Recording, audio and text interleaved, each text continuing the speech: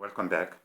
In this fourth paper on American Revolution, the liberal believes in liberalism, accepts change easily. The conservative does not, or put conditions for himself and his clan.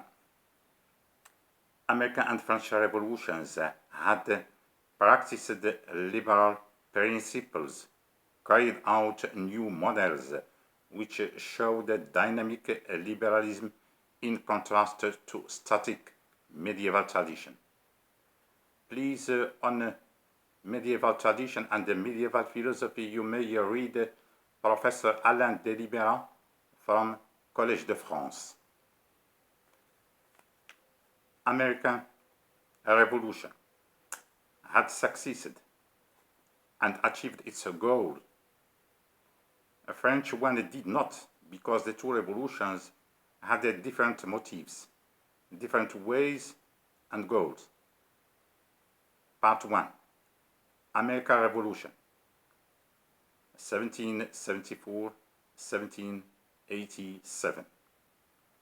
This humble approach lacks military facts to focus on drastic change made and convoyed by American Revolution. American Revolution led by founding fathers, supported by French troops in the huge territory of Louisiana and the Spanish troops in Mexico, started in 1774 in Boston, Massachusetts, and propagated across the 13 older British colonies in America. In 1774, competition and conflicts had broken into war because generations born in colonies had already built an advanced political tradition based on freedom and self-administration. Because the Great Britain didn't carry out a promised Commonwealth, because colonists didn't accept tariffs and taxes and duties applied progressively by British authorities. Colonists didn't accept coercive regulations, votes, and collector abuse and the British interferences without representation in British Parliament in London. Those were the main motives of the revolution and the War of Independence, which ended when the Great Britain recognized the independence of America in the Treaty of Paris of 1783.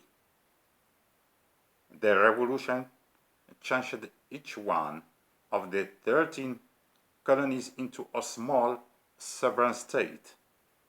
American political system has gathered both Athenian and Spartan models into one modern system under common traditions, principles. Direct democracy and direct popular election or caucus, separation of powers and the limited government or check and balance, constitutionalism and federalism, patriotism, bearing arms, self-defense and common defense, private property and free business, cosmopolitanism, moral values, and the merit of leadership. Some practices, however, didn't meet unanimity. Philanthropy, slavery, and church interferences. That's why Samuel Philip Huntington asked in his Promise of Disharmony why America had both so much political conflicts and so much political consensus.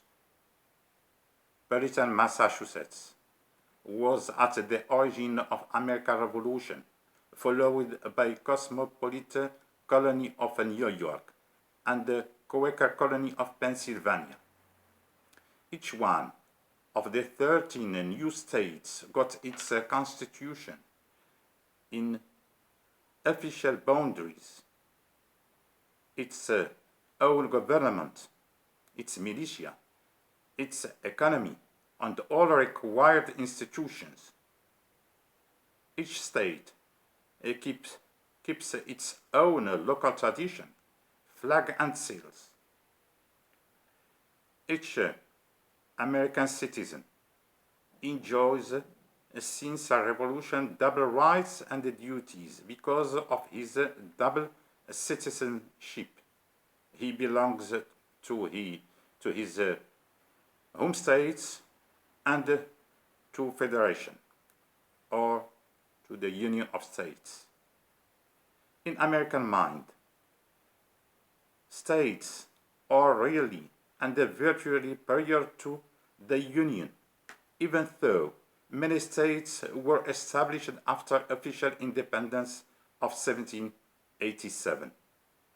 The Union keeps, however, exclusive authority on four matters: currency, Federal Reserve, armed forces, and foreign affairs. On international level, the King of Morocco, Mohammed III, had recognized the United States 2 times, de facto in 1777 and officially in 1787, to make pressure on the Greater Britain. After the international recognition and the ratification of constitutional texts by the 13 states, federal government was engaging on a wider range of activities: organization, expansion, coordination on both international and national levels. Efficient administration makes the United States the first modern country in the world since that time. It had opened its doors to new migrants, investors, scientists, bankers, and all well-trained persons. The first one of them was the Marquis Gilbert du Motier de Lafayette, who had participated in American Revolution and coordinated the French one.